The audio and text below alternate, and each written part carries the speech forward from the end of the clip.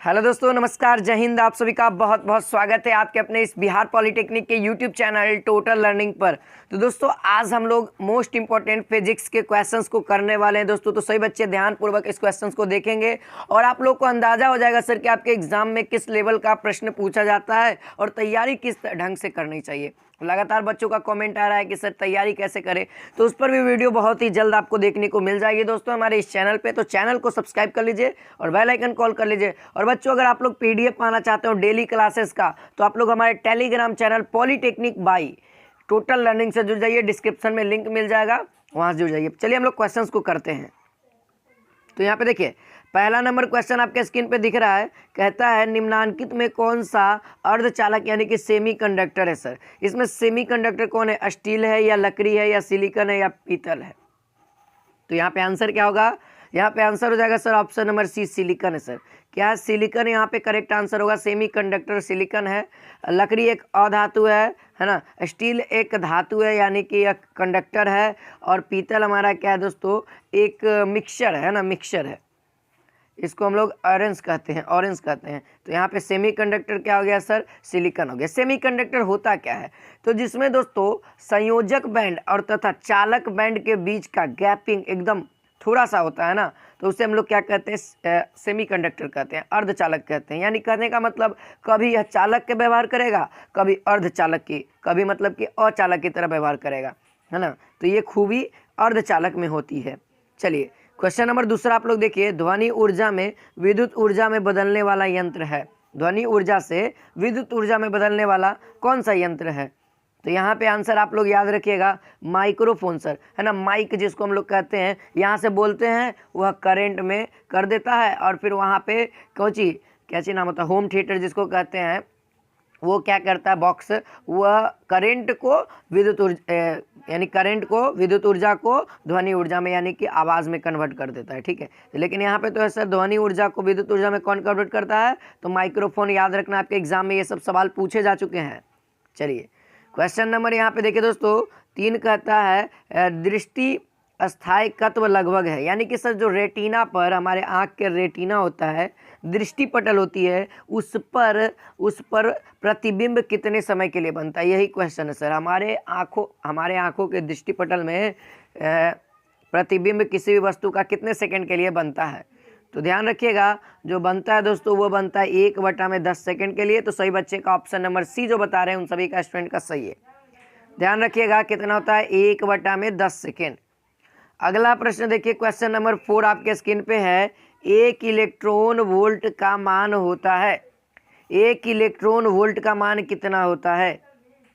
तो ध्यान रखिएगा सही बच्चे, 1 इलेक्ट्रॉन वोल्ट का मान कितना होता है जी? याद है ना, 1.6 गुने 10 के पावर -19 जूल होता है, जूल होता है ना। इलेक्ट्रॉन वोल्ट का है तो जूल, अगर केवल इलेक्ट्रॉन का आवेश का है तो -1.6 × 10⁻⁻19 कूलम हो जाएगा। लेकिन यहाँ पे इलेक्ट्रॉन वोल्ट का है तो जूल यानी कि ऊर्जा में हम लोग आंसर बताएंगे। ठीक है, चलिए इसी बात पे अगला प्रश्न को देख लेते हैं दोस्तों। ये देखिए दोस्तों, क्वेश्चन नंबर 5 आपके एग्जाम के लिए मोस्ट इंपॉर्टेंट है। कहता है किसी स्थान पर नमन कोण का मान कितना? 45 डिग्री है और एच का मान 0.35 है। क्या है? ऑस्टेड है। तो पृथ्वी के चुंबकीय क्षेत्र की कुल तीव्रता क्या होगी? तो चुंबकीय क्षेत्र की तीव्रता कह रही है, तो चुंबकीय क्षेत्र की तीव्रता का फॉर्मूला याद है? H × sin थीटा होता है। H × sin थीटा होता है। थीटा का वैल्यू दिया हुआ है, H का वैल्यू दिया हुआ है, पुट कर दीजिए सर। तो इसका आंसर हम डायरेक्ट बता देते हैं। H का वैल्यू कितना है? देखिए यहाँ पर से H का वैल्यू है, और साइन 45 डिग्री का मान कितना होता है? 1/√2। जब इसको कैलकुलेट करिएगा, √2 × √2 करिएगा तो क्या हो जाएगा नीचे में? या देखिए डायरेक्टली आंसर देख लीजिए, ऑप्शन नंबर डी। डायरेक्टली आप लोग आंसर देख लीजिए, ऑप्शन नंबर डी ही करेक्ट हो जाएगा। इतना करने की कोई आवश्यकता नहीं है। ठीक है, चलिए अगला प्रश्न देखिए, क्वेश्चन नंबर 6 यहाँ पे चुंबकीय ध्रुवों में नमन कोण का मान होता है। चुंबकीय ध्रुव में नमन कोण का मान कितना होता है मालूम है? हाँ जी, बहुत अच्छा, शानदार आप लोग बता रहे हैं दोस्तों, 90 डिग्री होता है। एकदम सही जा रहे हैं। हाँ जी, आपके एग्जाम में प्रश्न इस तरीके से पूछा जाता है, 90 डिग्री है। तो ये सब नया नया क्वेश्चन दिख रहा है, तो आप लोग को याद भी करते चलना है।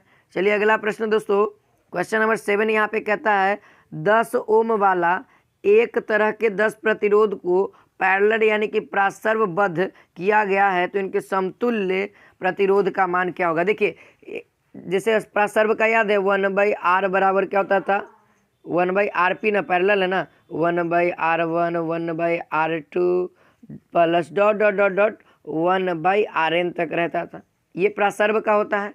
अब जब भाई 1 ओम का इतना के ओम है 10 गो है तो क्या करिएगा आप लोग मालूम है, आप लोग को क्या करना है, आप लोग को करना है यहाँ पर से 1rp बराबर क्या हो जाएगा 1/10 प्लस 1/10 प्लस 1/10 ऐसी करके 10 गो करना है, क्योंकि आपके क्वेश्चन में कह दिया है सर कि के गो प्रतिरोध है 10 प्रतिरोध है, क्वेश्चन में ही कह दिया है। तो इसका आप लोग करके बताइए, हमको करके बताइए। तो ऐसे तो इसका correct answer option number C होगा, 1 ओम होगा। जब आप लोग कर लीजिएगा ना तो डायरेक्टली आप लोग 1 ओम कर लीजिएगा, ठीक है। चलिए ठीक है। अगर इसका ट्रिक जानना चाहते हैं तो देखिए यहाँ पर से एक फार्मूला था, अगर पैरेलल में किया गया है R/n कर दीजिए, प्रतिरोध का मान कितना है 10 है, R/n और कितना प्रतिरोध है उसको n कहते हैं, तो के गो है 10 गो प्रतिरोध है, 10/10 काट दीजिए, कितना हो गया 1 ओम हो गया ना, ऑप्शन नंबर सी मार दीजिएगा। इस तरीके से हमने सोचा, आपको जो मेथड से पढ़ के आया वो मैंने आपको बताया, और लेकिन जो मैंने पढ़ा है वो मेथड मैं बता रहा हूँ, ठीक है, ध्यान रखिएगा। चलिए क्वेश्चन नंबर 8 कहता है दोस्तों, एक बिजली बत्ती पर है ना 220 वोल्ट और 100 वाट लिखा है, इसका मतलब बत्ती का क्या प्रतिरोध होगा, बत्ती का प्रतिरोध बताना है। देखिए V का वैल्यू यानी विभव दिया हुआ है, कार्य दिया हुआ है, आपसे प्रतिरोध पूछ रहा है ना, शक्ति, कार्य करने की क्षमता को शक्ति कहते हैं, और शक्ति का यूनिट वाट होता है, और विभव का यूनिट वोल्ट होता है, प्रतिरोध का यूनिट ओम होता है। तो इसका आंसर आप लोगों ने पढ़ा है ओम का नियम से, ओम का नियम से सर R बराबर क्या फॉर्मूला हो जाएगा, R बराबर हो जाएगा V²/P सर। P क्या होता है, पावर, शक्ति, P का वैल्यू 100 है और V का वैल्यू इतना है, तो क्या करेंगे सर R बराबर निकालने के लिए आप लोग, R बराबर निकालने के लिए आप लोग क्या करिएगा 220 गुने 220 बटा में 100 करिएगा। ये देखिए 1 से ख़त्म, 22 गुने 22 कर दीजिए, कितना आ जाएगा 484 आंसर आएगा sir, 484 option number A correct हो गया, 484 ओम हो गया। सिंपल सा सवाल था। चलिए आगे बढ़ते हैं, आगे बढ़ते हैं। क्वेश्चन नंबर 9 कहता है 1 माइक्रो एम्पियर धारा बनाने के लिए आवश्यक इलेक्ट्रॉनों की संख्या है। 1 माइक्रो धारा बनाने के लिए आवश्यक इलेक्ट्रॉन की संख्या कितनी है,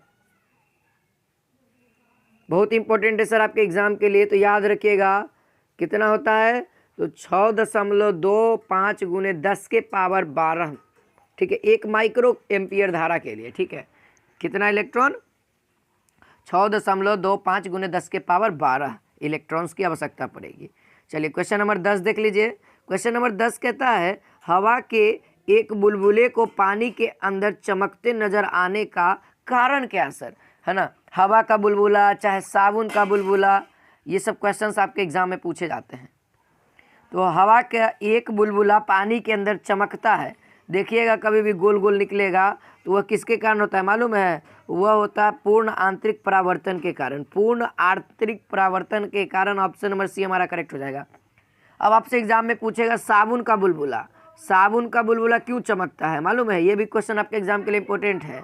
तो जो साबुन का बुलबुला है वह प्रकाश का व्यतिकरण के कारण चमकता है। एक और प्रश्न बन जाता है कि जो गीले सड़क पर वाहनों द्वारा रिसे गए तेल, देखते होंगे कि जब बरसात का मौसम होता है तो रोड भीग जाता है, तो जब गाड़ी उस पर चलती है तो पेट्रोल वगैरह गिर जाती है, रिश्ते रहती हैं, मोबिल हो गया, और उसके कारण क्या होता है जो ज़मीन है ना वह कलरफुल हो जाता है, यानी रंगीन दिखने लगता है। उसका रीजन क्या मालूम है, प्रकाश का व्यतिकरण, साबुन का रंगीन होना, सड़क का रंगीन होना, ये सब प्रकाश का व्यतिकरण, ठीक है। और हवा को पानी के अंदर रंगीन होना वो पूर्ण आंतरिक परावर्तन। याद देखिए क्वेश्चन नंबर 11 कहता है दोस्तों निर्वात में प्रकाश का वेग c है सर। निर्वात में यानी कि वैक्यूम में जहाँ पे कुछ भी ना हो, हवा भी ना हो, तो उस स्थान को हम लोग क्या कहते हैं, निर्वात कहते हैं, और वहाँ का वेग क्या है, c है। तो कांच का प्रकाश का वेग क्या होगा, यानी कि कांच, देखिए निर्वात में जा रहा है तो c है, प्रकाश जब निर्वात में जा रहा है तो c वेग से जा रहा है, और जैसे ही कांच में जाएगा तो उसका प्रकाश का वेग कितना घट जाएगा या कितना गुना बढ़ जाएगा, है ना, बताइए, फ्री स्पेस की तुलना में, वैक्यूम की तुलना में। तो इसका आंसर हो जाएगा दोस्तों 2/3 गुना होगा। कितना गुना होगा? जब प्रकाश निर्वात की अपेक्षा कांच में जाएगा ना, तो निर्वात की अपेक्षा कितना गुना हो जाएगा? निर्वात से 2/3 गुना हो जाएगा, 2/3 गुना हो जाएगा। ध्यान रखिएगा, कांच में प्रकाश की चाल कितना हो जाएगा? 2/3 गुना। सी का वैल्यू तो फिक्स है, सी का वैल्यू फिक्स है ना सर, 3 × 10⁸ इससे गुना कर दीजिएगा, 3 से 3 खत्म। तो प्रकाश की चाल कितनी हो गई? अगर मैं पूछूं प्रकाश की चाल कितनी हो गई? 2 × 10⁸, 2 × 10⁸ याद रखिएगा। चलिए अगला प्रश्न, क्वेश्चन नंबर यहाँ पे 12 कहता है पानी के अंदर चलती 2 मीटर की मछली की गहराई में दिखाई देता है, यदि अपवर्तनांक 4/3 है तो मछली का वास्तविक स्थिति क्या होगी? मछली, देखिए आप लोग को पता होना चाहिए, प्रकाश के अपवर्तन के कारण पानी के अंदर कोई भी वस्तु अपने वास्तविक जगह पे नहीं दिखाई देता है, अपने वास्तविक जगह पे नहीं दिखाई देगा। आप लोग अपना हाथ ही डाल के देखिएगा तो आपका हाथ जो है ना थोड़ा सा ऊपर या मोटा दिखाई देगा। क्यों? क्योंकि उसमें प्रकाश का अपवर्तन लग रहा है सर, इसीलिए। तो वही पूछ रहा है कि 2 मीटर की लंबी है ना, अंदर में पानी में एक 2 मीटर की गहराई में दिखाई देती है ना, 2 मीटर की गहराई में अपवर्तनांक पानी का कुछ इतना है, 4/3 है, तो मछली का वास्तविक स्थिति कहाँ है?